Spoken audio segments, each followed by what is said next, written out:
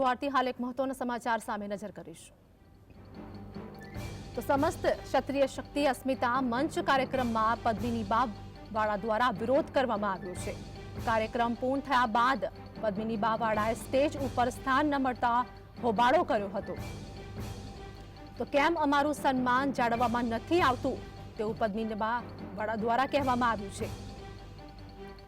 પુરુષોત્તમ રૂપાલાના બફાટ બાદ રાજપૂત સંમેલન દરમિયાન પણ પદ્મિની બાએ વિરોધ કર્યો હતો। તમામ દ્રશ્યો સામે આવ્યા છે।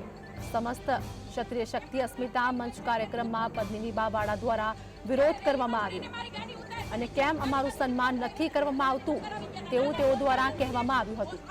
કાર્યક્રમ પૂર્ણ થયા બાદ પદ્મિની બાવાળા દ્વારા વિરોધ કરવામાં આવ્યો।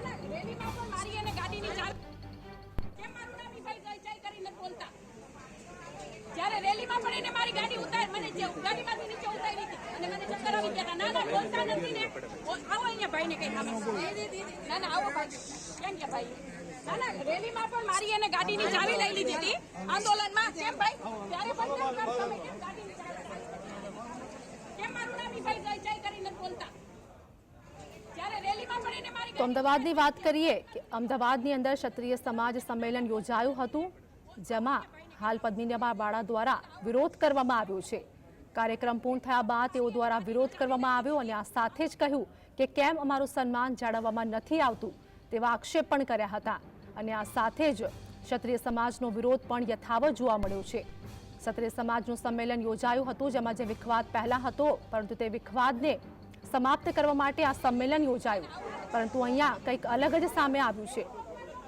જે સંમેલન યોજવામાં આવ્યું હતું તે સંમેલનની અંદર જ પદ્મિની બાવાળા દ્વારા વિરોધ કરવામાં આવ્યો અને આ સાથે જ કાર્યક્રમ પૂર્ણ થયો તે બાદ તેઓ દ્વારા વિરોધ કરવામાં આવી રહ્યો છે।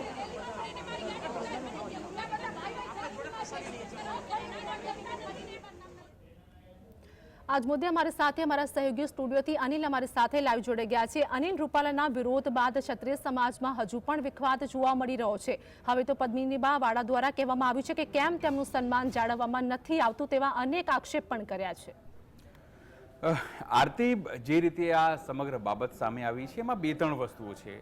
આમાં પદ્મિની બાવાળા આ કાર્યક્રમમાં આવ્યા, આ કાર્યક્રમમાં એમને સ્ટેજ શેર ન થયું, શેર પછી એમને બોલવા દેવામાં ના આવ્યું, એ તમામ વસ્તુઓને લઈને તેમની નારાજગી હતી અને જે નારાજગી કાર્યક્રમ પૂર્ણ થતાની સાથે જ જે સ્પષ્ટ થઈ। આમ તો શંકરસિંહ વાઘેલાએ સ્પષ્ટતા કરી છે આની અંદર કે આમાં સામાજિક આગેવાનો જે છે એમને જ બોલવાનું હતું, સ્ટેજ શેર એ રીતે કરવાનું હતું, કોઈ પ્રકારની રાજકીય વાત નહોતી।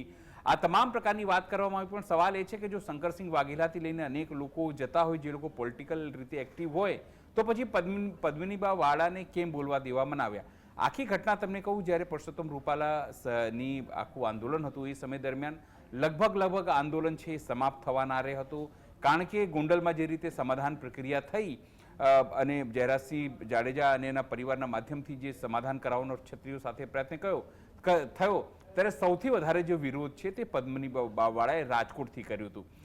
તમામ લોકોએ જોયું કઈ રીતે તેઓ ઉપવાસ આંદોલન કર્યું અને એના પછી એમની પણ રાજકીય મહત્વાકાંક્ષાઓ જે છે તે સામે આવી, એમના પર ઓડિયો અને વિડીયો તમામ પ્રકારના વસ્તુઓ સામે આવ્યા, પણ એ આંદોલન દરમિયાન પણ તેઓ સક્રિય રહ્યા અને પછી કઈ રીતે તેઓ સતત અલગ થઈ ગયા અથવા તો તેમને જે સંકલન સમિતિ હતી ક્ષત્રિય સમાજની એમને કઈ રીતે અલગ કરવામાં એમનો પણ વિરોધ જે તે સમય દરમિયાન એ જ હતો। એ પછી ધોળકામાં ક્ષત્રિય મહાસંમેલન મળ્યું ત્યાં પણ તેમનો વિરોધ એ જ વાતને લઈને હતો કે એમને બોલવા પ્રોપર સમય આપવામાં આવતું નથી, કે પછી રાજકોટમાં જે આખી ઐતિહાસિક સંમેલન મળ્યું ગુજરાતની અંદર એમાં પણ એમની સમસ્યા એ જ વાતની લઈને હતી કે અમને સ્ટેજ નથી આપવામાં આવતું અથવા બોલવા દેવામાં નથી આવતું, અમારું પણ પોતાનું એક પક્ષ છે। પણ ક્ષત્રિયો એ આંદોલન દરમિયાન પણ તમે જુઓ એક કરતાં અલગ પ્રકારના ફાંટાઓ હતા।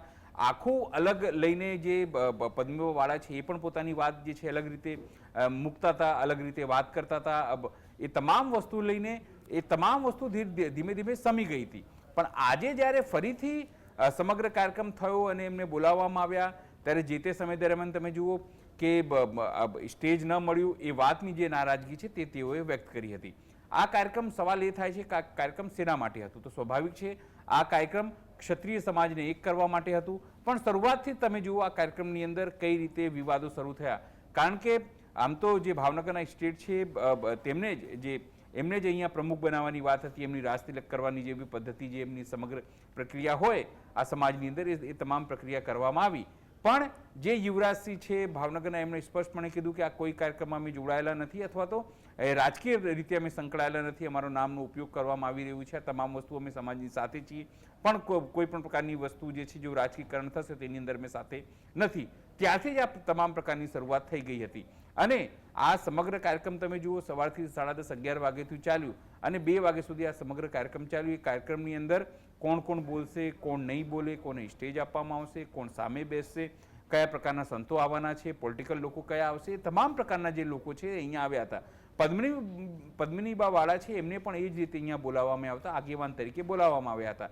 કોઈ પણ સ્પષ્ટતા જે તે સંવિધાન કરવામાં આવી નહોતી કે તેમને સ્ટેજ આપવામાં આવશે કે નહીં આવે, પણ તેઓએ અહીંયા હાજરી આપીને પછી આ આખો બખેડો થયો. એટલે આખો કાર્યક્રમ જે 2-48 કલાકથી ચાલતું હતું કે ક્ષત્રિય સમાજમાં આ થશે, પેલું થશે, હુંકાર થશે, આવું કંઈક વસ્તુ થઈ નથી. અને એ જ વાતનો ઉકળાટ જે છે એ ઉકળાટ આવી રીતે જે પદ્મિનીવાળાએ પોતાની વ્યક્ત કરી છે કે એમની સાથે ક્યાંક અન્યાય થઈ રહ્યું છે. સાથે એમનું પોતાનું એક મહિલાઓને પોતાનું વિંગ છે, પોતાનું મહિલાનું ફેન ફોલોવિંગ છે.